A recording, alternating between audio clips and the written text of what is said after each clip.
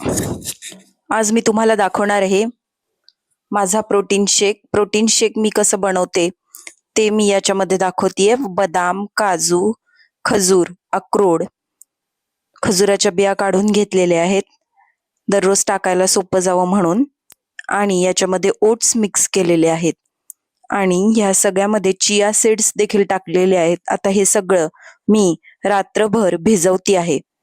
रात्रभर याला भिजत ठेवायचं आहे.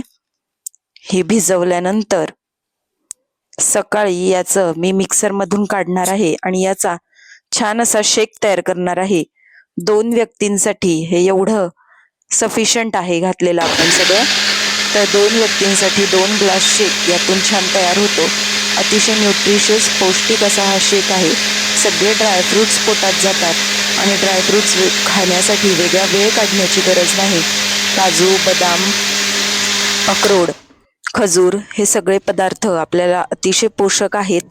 अँटीऑक्सिडंट्स, विटामिन्स, मिनरल्स यातून भरपूर मोठ्या प्रमाणात मिळतात आणि आपल्या शरीराचं पोषण व्हायला यातून मदत होते. HB कमी असेल तर खजूर खाल्लेलं फार चांगलं असतं. तर असे हे सगळे पोषक पदार्थ एकत्र करून मी इथे तयार केला आहे माझा डेली शेक. चहा आणि कॉफीला उत्तम पर्याय म्हणून हा शेक मी रोज माझ्या नाश्त्यामध्ये घेत असते. थँक्यू.